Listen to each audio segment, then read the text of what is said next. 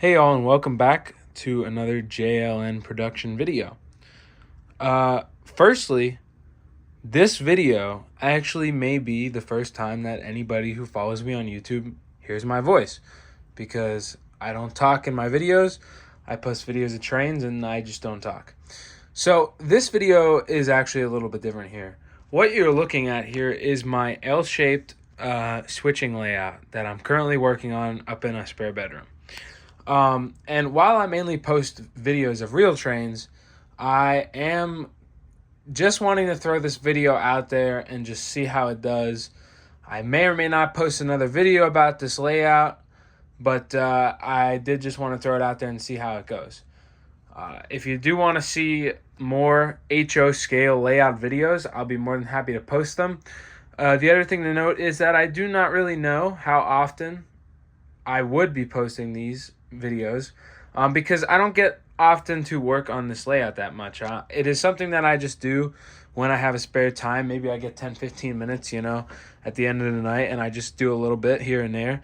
But there's been a lot of progress since I first put it together, and there's obviously been a lot of progress for you guys to see because I've never posted a video about my layout before. So a couple things here before we start. This is a HO scale layout. It is run off a Digitrax system, and it has code 83 Atlas FlexTrack. So this layout is roughly from the door jamb here to the wall down there about 10 feet. And then there is another 3 foot and change in inches that goes off to the side, which I'll show you. So this started because I wanted to build a small switching layout because I don't have a layout. So I got this 4-foot board here, and I said, okay, well, what can I fit on this board here? Well, nothing, because it's only 4 feet in HO. So I got another 4-foot board here, and I built a switching layout, and I hung it on the wall, and it sat for like a year and a half. No work was done. It wasn't even ballasted. And then what happened was I just started working on it one day, and then I just haven't stopped working on it, and there's been a lot of progress. So I'll show you this section here first, and then we'll move to the other section. So this is basically the overall track plan, as you can see. It consists of a industry siding, which will maybe be a warehouse. I'm not too sure yet. This line here is considered the main, which runs from one end of the layout to the other. And then we also, within the industry siding, have a small passing loop, which I can get 2 or 3 cars in there, 4 depending on what they are. And then there's this like kickback siding here off the main, and that comes back, dead ends over here, but then runs all the way down to the other end of the layout. And right here is a grain elevator. Well, it's a grain elevator, but I believe I'm going to make it sand or cement. I'm not too sure. So I laid the track and I ran it, and I'm like, all right, this is cool, whatever, a little point to point. So then what I did was I went to Home Depot and I picked up some brown paint, spray paint, and I spray painted all the track. And as you can see, I still haven't cleaned the tops of the railheads off yet since then, so I haven't ran anything on this for a while. So I painted all the track, I ballasted all the track, and so basically the next step here is to continue finishing my ballast on the industry siding here, and then from that point on, I can clean the rails off and run some trains. So I'm excited to get to that point because I haven't ran anything on this layout pretty much since I built it. There will be most likely a road crossing here. That's why I stopped ballast. And then I just didn't get to a chance to ballast this first. But this is Atlas Code 83 FlexTrack, along with Walther's switches, all hand throws to keep it simple And it looks like there's a piece of ballast in there. Yeah, I haven't cleaned anything yet. So, with all Caboose Industry hand throws to keep it simple, because simple is good. Like I said, it will be powered with Digitrax DCC. I have a switcher locomotive, which I will try to show you if I make another video. I don't have it with me now, but I will try to show you that if I make another video. I have a switcher locomotive that I plan to run on this layout.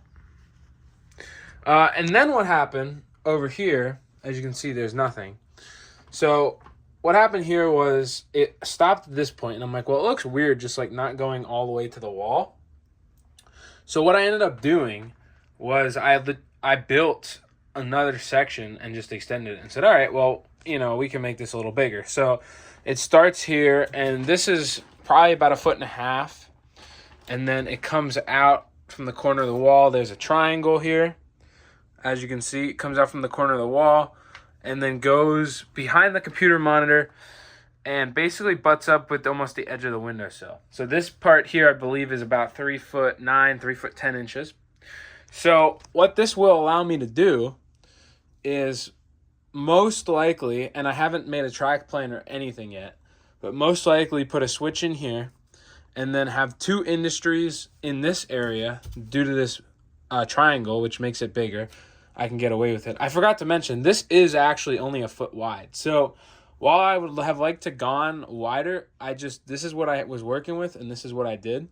So from this point, middle of the triangle, to the back wall is 2 feet.